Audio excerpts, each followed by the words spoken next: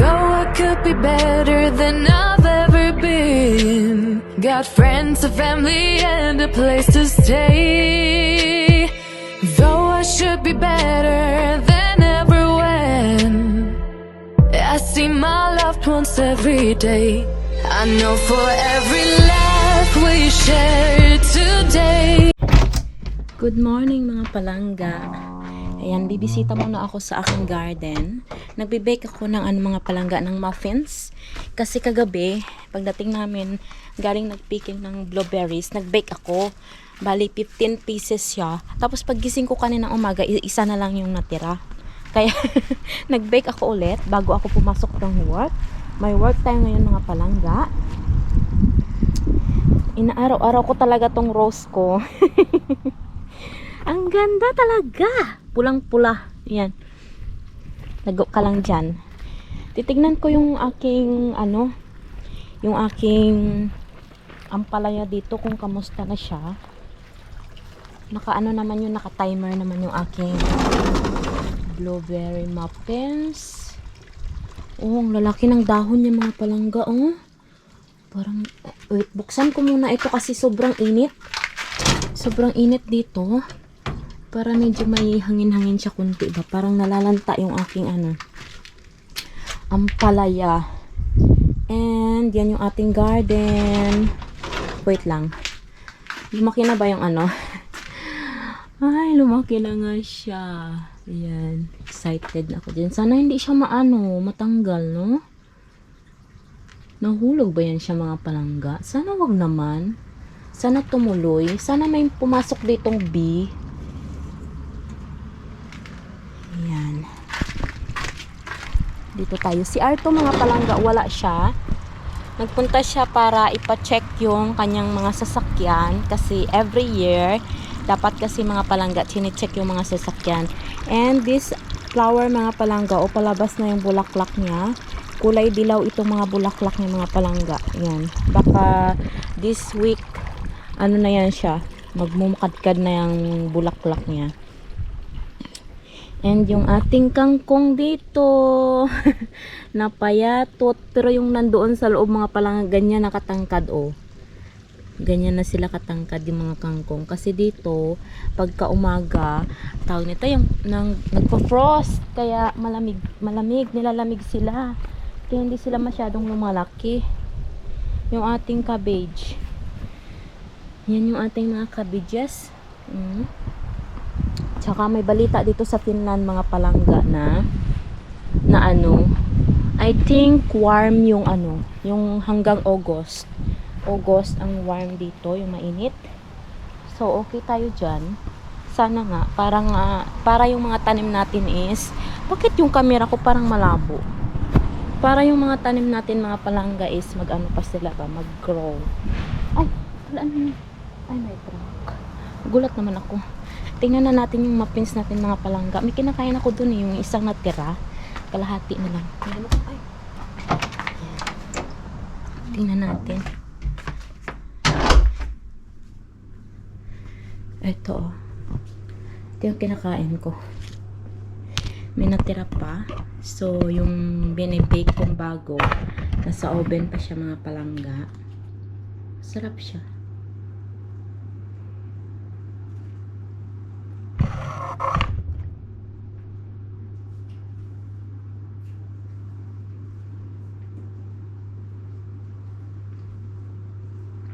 Four minutes na lang. Ready na siya.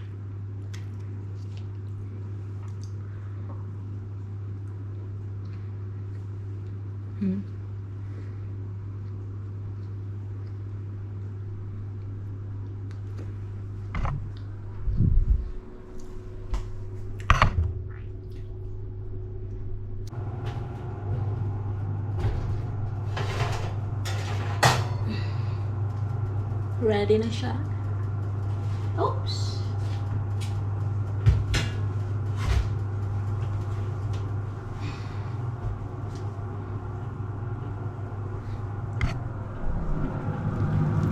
Yan na siya mga palangga.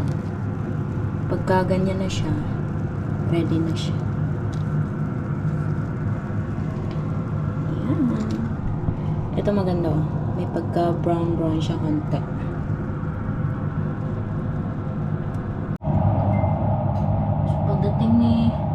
Pagdating ni Arto mamaya, ready na yung blueberry, and then may kakainin na ring breakfast yung mga anak ko. Tingnan nyo mga palangga. Yan. Bago tayo pumasok ng work, nag-bake muna tayo. Tapos sabi kasi ni Arto, lagyan ko daw ng maraming blueberries. Yung kahapon kasi, kunti lang yung nilagay ko mga palangga. Sakto lang. So ngayong pag-bake ko, makikita mo na talaga siya yung mga blueberries dyan sa ano niya. Oh. Ayan. Ganda oh.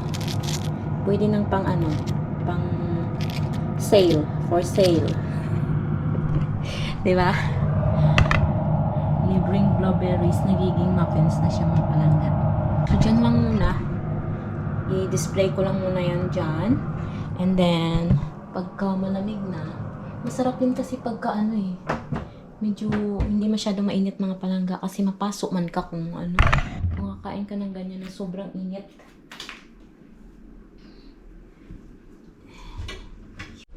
Nakalimutan ko palang sabihin sa inyo mga palangga. Nilagyan ko lang pala yan ng konting strawberries.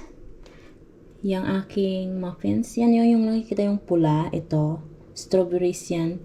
Inano ko lang siya. Bali, kinat ko siya ng into 4 kasi medyo malalaki siya. Kaya ganun. Nilagyan ko siya ng konti. Konti lang naman.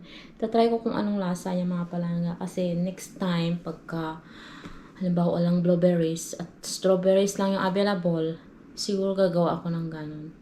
Kasi parang wala pa ako naririnig na ganun mga palangga, no? Strawberry muffins. Tingnan nga natin sa YouTube. Strawberry muffins.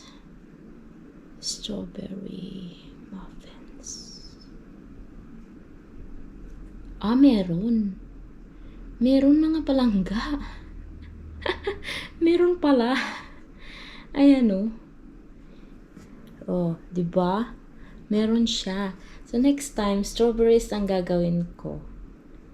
Tapos mamaya, din, masarap din siguro to lagyan ng mga palangga ay ng frost. Ng ba yung tawag nito? Ito oh. Yung ganito oh. Ayan, yung pang ice cream ba? Para siyang ice cream. Ilalagay mo dyan oh. Pshh, ganyan oh. Ganyan mo siya ba? Masarap siguro yan, no? Ganito. Ayan. Ipatry ko yan mamaya sa mga anak ko. And, siguro na ako mga palangga. Mag-ready na ako for my work. Maligo muna ako kasi ang init talaga. Super init. Marami pa naman akong time. Gusto ko sana mag-stay doon sa labas.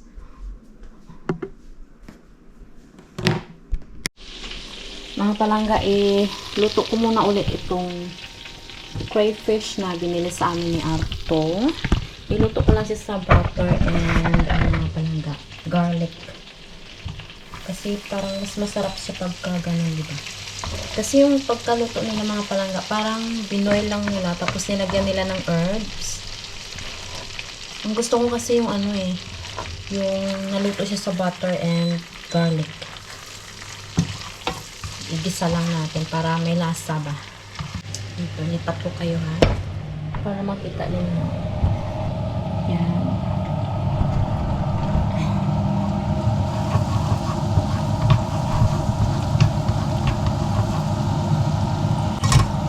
Ay, tubig pa siya.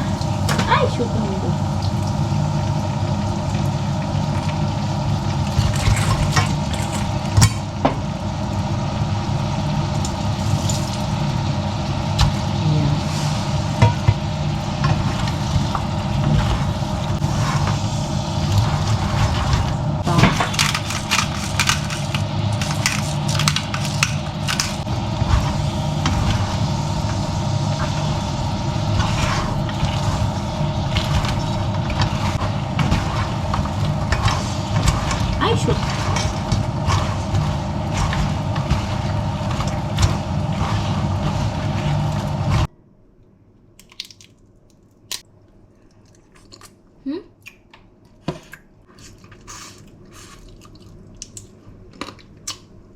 Ipa dyan siya dyan mga palangga.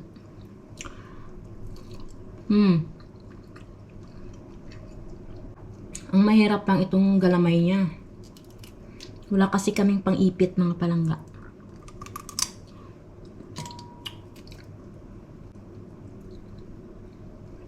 May nagtanong pala sa akin anong trabaho ko dun sa video na recent video ko. Sa mga hindi pa nakakaalam, sa mga baguhan pa lang sa aking channel, siyempre, ano ako dito mga palangga? Practical nurse. Dito sa Finland. Nag-aral ako ng language sa Hong Kong and then nag-aral ako dito ng practical nurse sa Finland para makakuha ng diploma and certificate.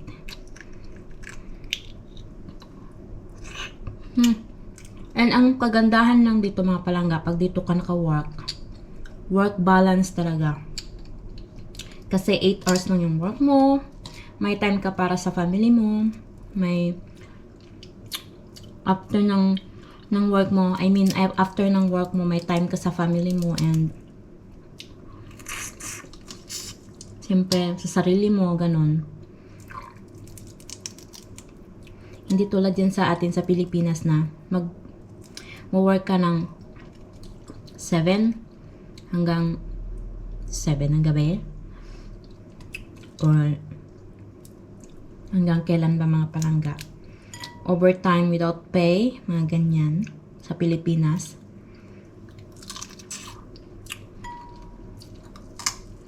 Dito balanse yung kanilang trabaho, pamilya. Tapos may day off ka in whole week, dapat may day off ka na 2. Kung isa lang yung makukuha mong day off sa isang linggo, sa susunod na linggo, magiging 3 yun siya mga palangga. Ganon sila dito. Yung day off mo is day off mo. Bali, sa isang linggo, 2 day off. So, sa isang schedule mga palangga, sa isang 3 weeks yung binibigay sa aming schedule, no? Sa isang buwan, 3 weeks yung nilalagay na schedule. And then, sa 3 weeks na yon meron kaming 6 na day off. Tapos, ikaw ang maglalagay ng schedule mo kung kailan ka papasok, kung anong gusto mong araw papasok ka, kung anong araw ang gusto mong day off mo. Ganon siya dito mga palangga. Kaya, pagka halimbawa may plano kami ni Arto na aalis kami ng ganitong araw, ganong araw, ina-advance na namin siya mga palanggang pinaplano kasi yung sa schedule ko ba. Kailangan ko rin planuhin yung schedule ko bago kami magplano. Kung halimbawa may plano kaming pupuntahan, kailangan alam na namin 2 weeks earlier para maplano ko siya doon sa planning schedule namin sa work. Ganon yun mga palangga yung ginagawa namin. Kaya minsan kayo na 3 weeks ay 3 days day off ako, 4 days day off ako kasi pinaplan ko yun mga palangga. And bawal dito sa kanila yung mag-work ka ng 7 days straight. Kailangan hanggang 6 days lang ang work mo sa isang linggo. Hindi ka pwedeng mag-straight na 7 days work.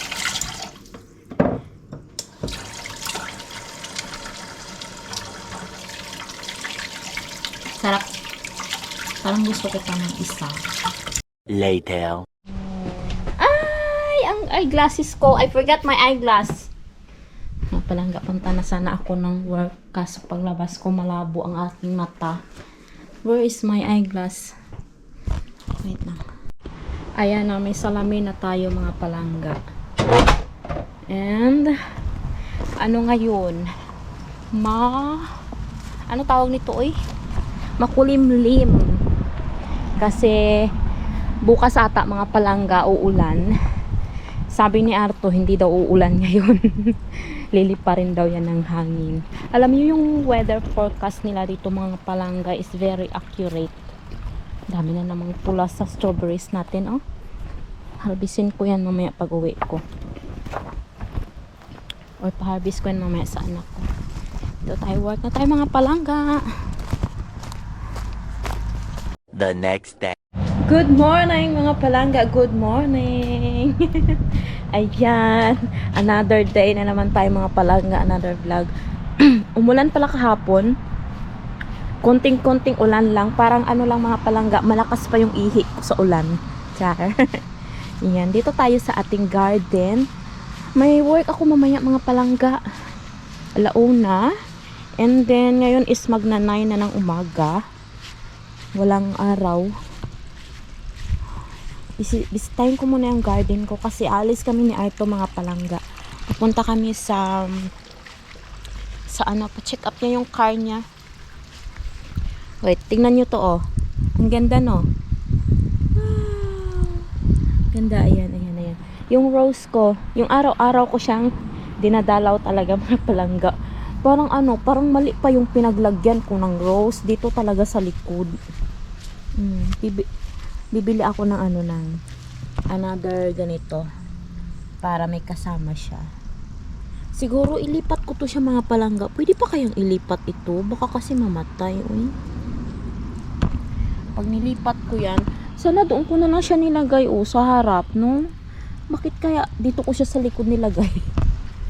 Yan. Yung mga bulaklak natin dyan, magdidilig si Arto mamaya Or ako na lang kung ano. Pagdating namin. Wait lang. Yung ating strawberries. Ano na? Dry na. Hello! Ay! Hala, nakalimutan ko isara yung ano. Kagabi. Nakalimutan kong isara yung bintana kagabi, mga palangga. Ay. Nako, nilamig sila kagabi. Good morning. Good morning, good morning. Yan. Ay, may bunga na yung ating kamatis, Yung sarili nating tanim na kamatis. Yan. Meron na siyang bunga. And yung ating ampalaya ay gumagapang pa rin. Ang ano nila anong variety kaya ng ampalaya ito? Kasi yung dahon niya mga palangga tingnan nyo. Kasing laki ng aking palad. Ang kanyang dahon. Yan. Yung dill ni Arto na gano'n na. Ang lago ng ampalaya, mga palangga. Ang taba.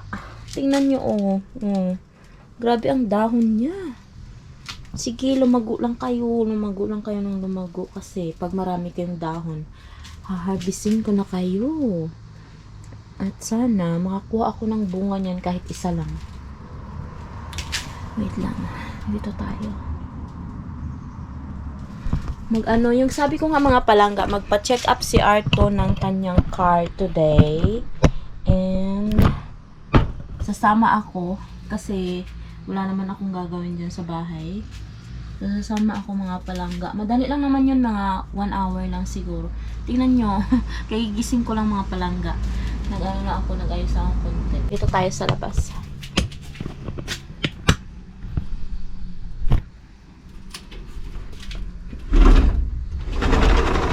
Yan.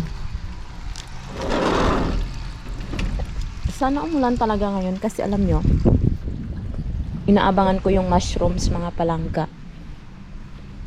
Kasi pag uulan, ano kami ng friends ko, mushroom hunting. Kami ng mga friends ko. Again, inaabangan namin yung mushrooms.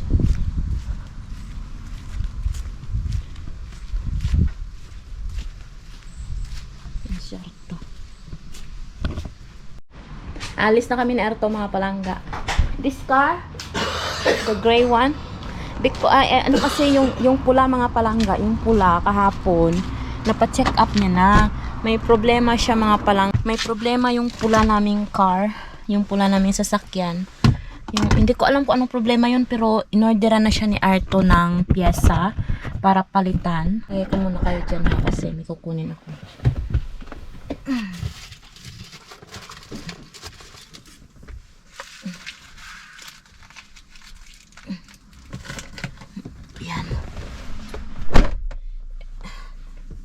Every year, Kailangan ma-maintain mo yung sasakyan mo nga mga palangga para iwas disgrasya. Ay, I thought I forgot my phone. It's here. Mga palangga, ayun na si Arto. Doon na siya, pumasok na siya doon. And then, para maano na rin yung aming sasakyan mga palangga. May ano kasi, may nauna kasi sa amin mga palangga, kaya naghintay kami dito ng mga 10 minutes siguro sa labas. And then doon na siya binigay na yung papel niya doon. And then mamaya siguro mga palangga, bibili kami ng bagong rice cooker. After dito, aalis kami, punta kami sa store, bibili kami ng bagong rice cooker. Saan ko ba kayo ilagay? Ayan, ganyan na lang pala. Ayan. Ayan. Diba mas maganda pag ganyan? Oo. Bibili kami ng rice cooker and then, ano pa ba? Yung ano ni Arto, yung outlet niya sa phone dito sa sasakyan, bibili din siya. Kasi yung phone niya mga palangga, gamit niya na yung bago sa wakas. Pinalitan niya na yung cellphone niya. Kasi matagal niya nang binili yun mga palangga. Nung bago pa kami umuwi ng Pilipinas, meron na siyang bagong cellphone. Pero ayaw niyang gamitin kasi sabi niya nakalimutan niya daw yung kanyang ano yan? Yung Apple ID password. Sabi ko, hindi naman kailangan yan. Sabi ko sa kanya. Ayaw niya talagang maniwala sa akin mga palangga kasi yung mga bank, ano niya daw, bank transaction niya daw sa phone, kailangan ng fingerprint. And then, yung bago niyang phone is walang fingerprint. Face ID lang. So, nag-search ako sa sa YouTube. Ang tagal ko na siyang iniinggan yung mga palangga na palitan na yung cellphone niya. Kaso, ayaw niyang maniwala sa akin. Kaya ganun. Natagalan siya bago mag-decide. Ngayon, yung bago niya ng cellphone yung ginagamit niya. And tinanong ko siya, kamusta yung bagong cellphone mo? Sabi niya, mas maganda ito kaysa yung sa sa dati, sabi niya sa akin. So, ayun na. Bago na yung cellphone niya mga palangga. And, kailangan niya ng dito, yung tawag nito. Yung ganito, yung cord. Cord pala mga palangga. Ano si Arto, nakikita ko yung damit niya. Nakatayo siya dun, Nakikita kaya nila ako dito, sa loob? Kasi tong sasakyan namin mga palangga, nakikita ka sa loob. Baka sabihin nila, nababalo na ako, nasasalita ako dito mag-isa. Mga palangga, umulan siya. Tingnan nyo, Yan. Yun, minto na. Umulan siya.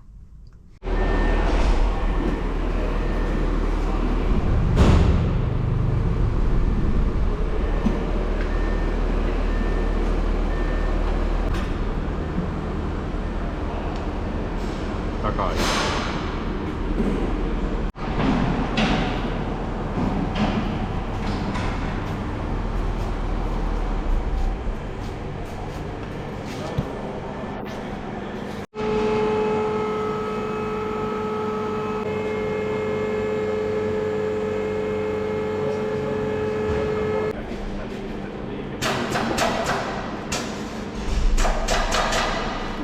So mga palangga, tapos na yung pag-check ng car, walang problema.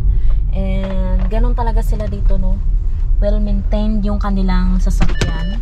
Palangga, tama yung sinabi ko na kailangan pala i-check siya every year. Kasi pag hindi mo daw yan ginawa mga palangga, kukunin nila yung plate number mo and then yung police, habulin ka, ganyan. Tapos kailangan mo rin daw magbayad ng tax mo ng sasakyan. Kasi, yun nga, malalaman ng pulis na hindi ka nagbayad, habulin ka rin nila. Ganon dito mga palangga. Ay, ang hirap. Sa atin, walang ganyan. Meron ba sa atin mga palangga? Kasi, hindi ko naman alam kasi wala kaming sasakyan mga palangga. Ewan ko lang. Comment nyo nga mga palangga kung ganyan din sa atin. Where are we going now, my love? Baconkoneeseen. Iyo. Bibili na kami ng rice cooker. Andito na kami mga palangga. Hanap kami ng rice cooker. Ay, may mga din sila dito, straightener, May mga ganyan din sila, Mitä? Air fryeria, mutta ei ole rice cookeria. Kyllä, there is rice cooker, must have rice cooker.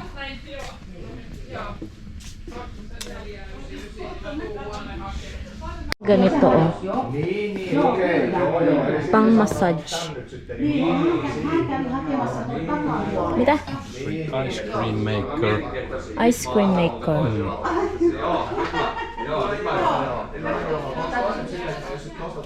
Mahal pala yung ano mga palangga. Microwave. 100 plus. Ay, 200 plus. Ito. Oh.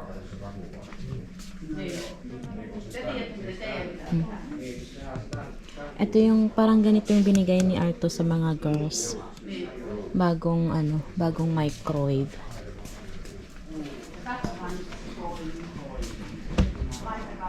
Washing machine. Ay, mura lang yung washing nila dito mga palangga.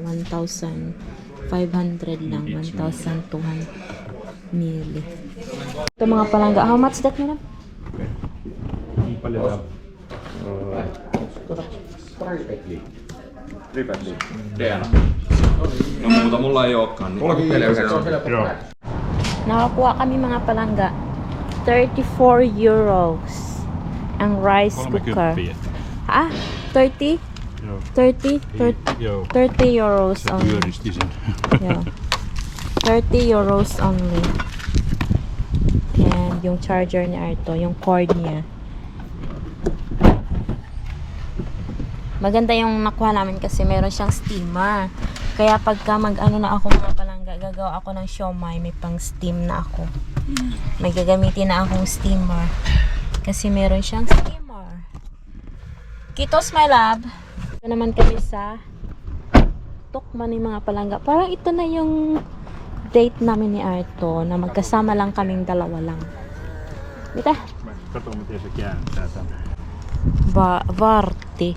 Väärti. Aina hintan sa varti. Always worth the price. Varti. Okay. Hintansa arvoinen. Joo. Dito kami mga palangga. Old word. That väärti. Iniwan namin yung mga kids. Maga pa kasi. Oh, my love. Joo. Yes, uwi na kami mga palangga. Walang vlog doon sa loob kasi ano eh. May music. Lagi talagang may music yung store na yan.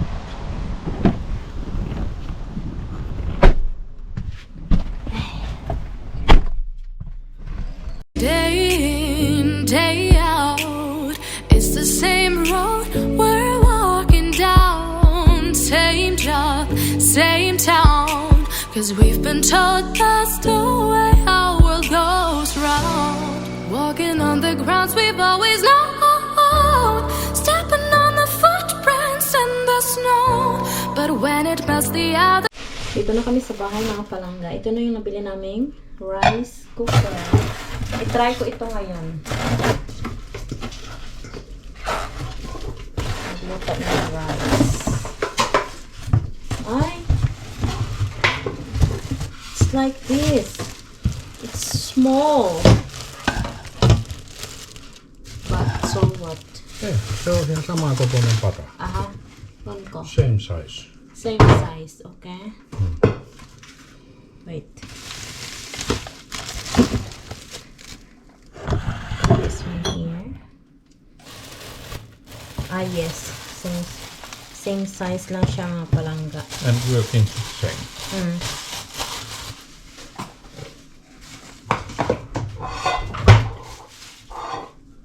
Yep.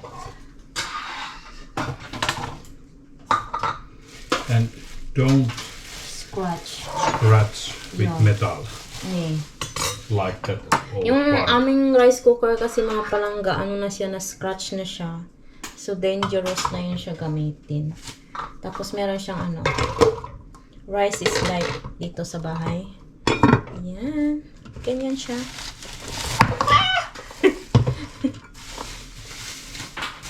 Kitos lang kami. Yep. Meron kaming new rice cooker. Hey, I don't have potato cooker. Potato. Hey, you can steam your potato here. And then, bumili din kami ng sabon, panglaba. Tapos, eto, ang cute niya mga palangga, oh, hand wash. Pwede ko siyang tanggalin, tapos, i-refill. Pwede siyang ano, yan, ilalagay ko yan sa toilet namin. And, ito din, yung pang-refill niya. Tapos, bumili din kami ng dalawang meatloaf. Beef meatloaf. Ito yung favorite ko mga palangga. Tapos, yung ano tawag nito? Yung plastic na kino-cover sa food.